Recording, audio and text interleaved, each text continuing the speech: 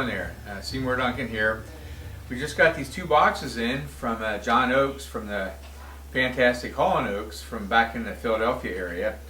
And I think John's actually living in Nashville now. And but these are his old guitar from back in the 70s.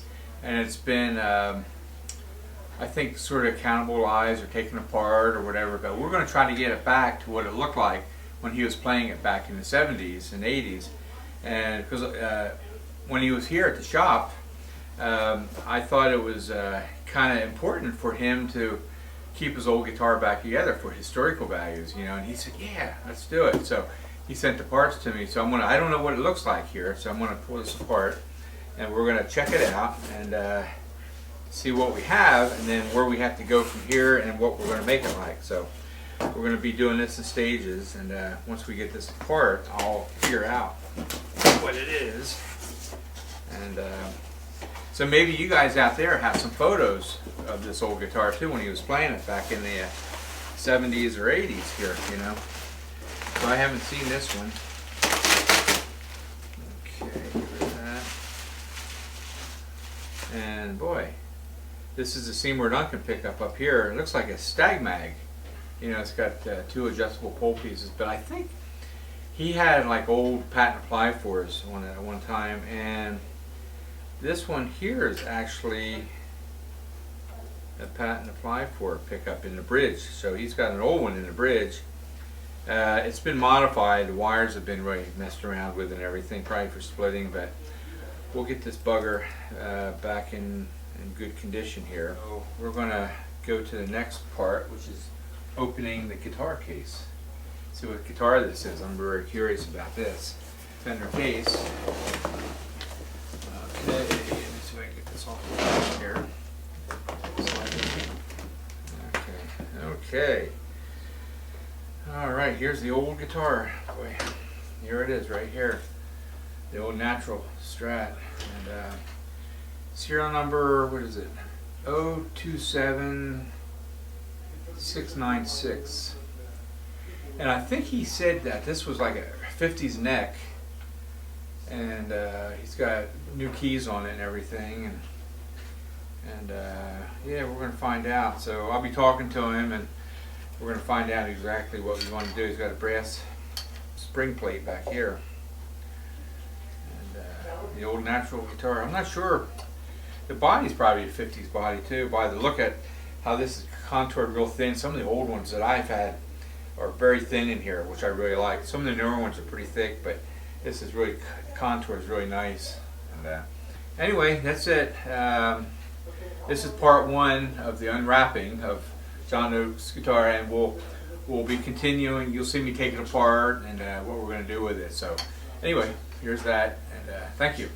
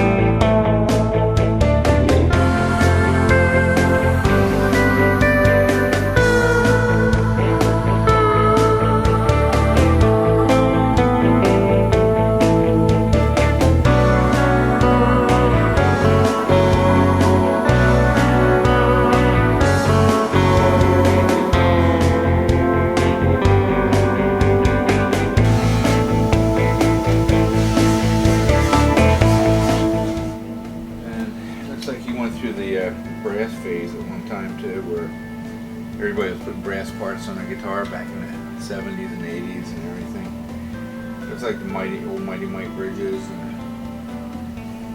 and had a fret job, had a higher fret put on there.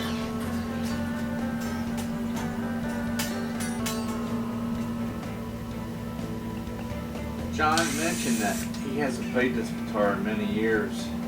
So we're basically going to try to get it back to when he was doing a lot of recording with it, and Just make it so it has more of that historic value to it. Yeah, it's been chiseled out, boy. Wow. Now these pickups easier. But they got some weird harness apparatus in here. Look at this.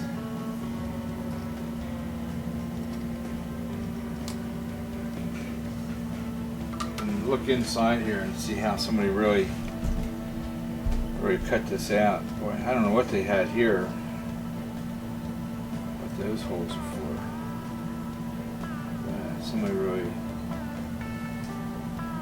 This would have had just a normal, almost a shape of one of these pieces of flat work, which is kind of hard to see. It would have been that shape in all three little cavities, which are in here. Here's your bridge, middle, and neck. But somebody really chiseled this out. So they took this whole body and cut it up. Here, as you can see in his old photos from like 1977, there used to be a little mini toggle switch here. So I'm going to be changing this wire here in a little bit too.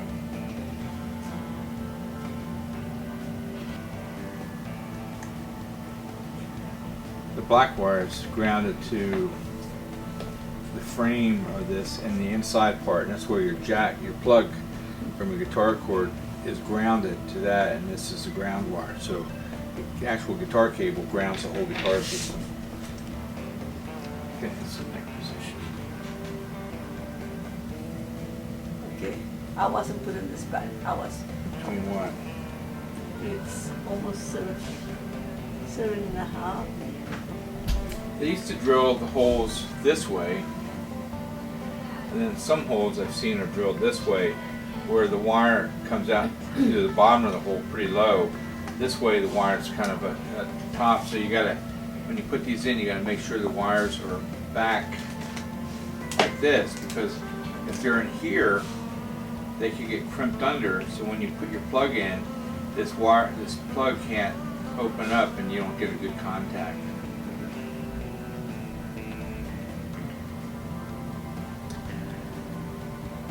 This looks like a nice piece, I think it was joined maybe here to these two sections. Here it looks like one whole piece here. This is a nice section in here, but you can see the knots. And usually a guitar like this, they'll do a sunburst on it or paint it a solid color, and you can really see some of the knot coming through here, and they have filled it way back when they were building the body.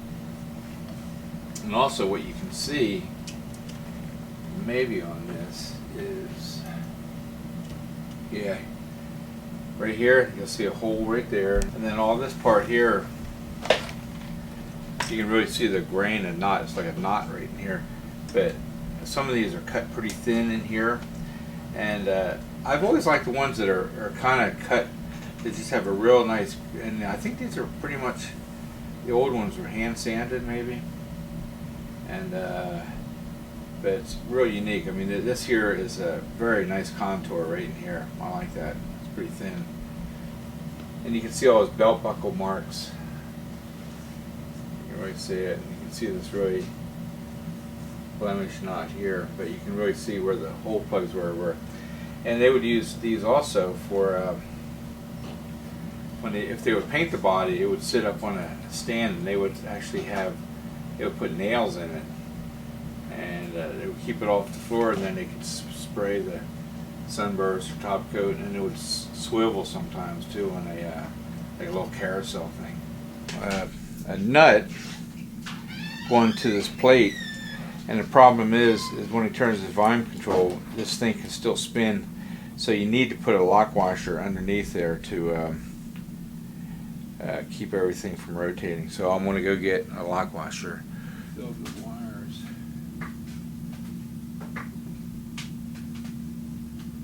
So neat to find out that Daryl knew some old players of mine from South New Jersey, and he actually used to play in the band with them, which was kind of cool. Actually, you know, Daryl Hall played with a band called Pal and the Prophets. No, don't tell me. Little Pal? He sang. You're kidding. He sang with Pal and the Prophets for a I know short those period of guys, time. man. Yeah, in that same circle. What is it? Sound Plus Studios? Seymour, I had no idea we were going down this road. This is like, Yeah, I mean, Homeboy. just I thought. I mean, I love that history. You know, I just Wow. really do. And, You guys are from the same. You're yeah, I mean, neighbors. this is yeah, wild. yeah, man. same That's music crazy. we listen to, but.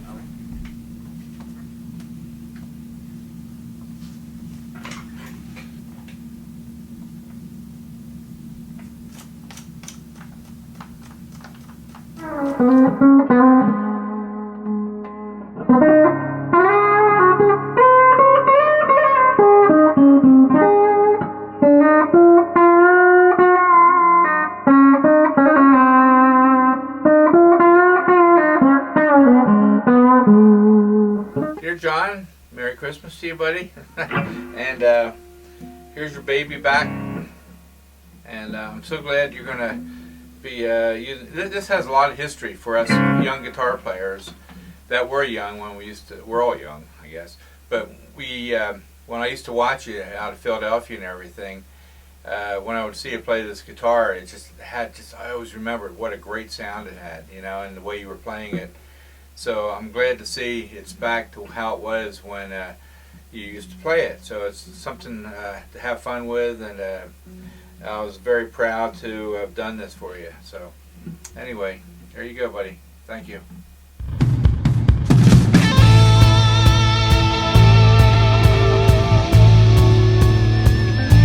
Hey everybody, I am here in my little studio in Aspen, Colorado, and I just got my old Fender 58 Strat back from Seymour Duncan, and he restored it to the way it was back in the 70s and into the 80s when I was playing it on stage with Daryl. So I want to check it out. Here we go.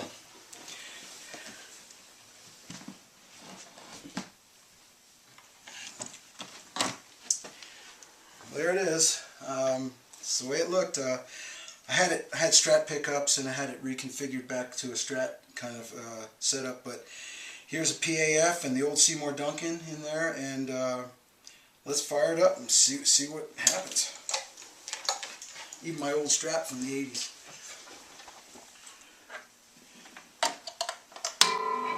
Alright. See what we got here.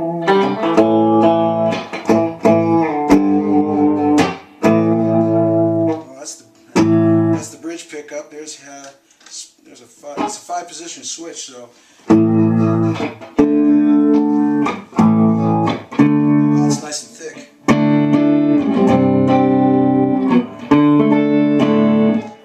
Let's see oh, that's cool. I forgot what this thing does.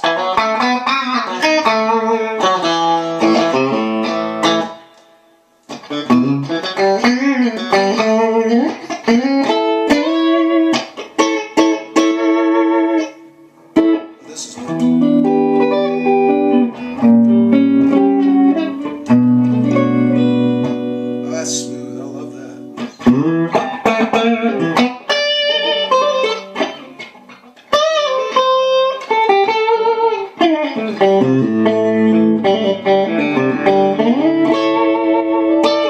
Ooh, rockin'. Man, oh man. Hold on.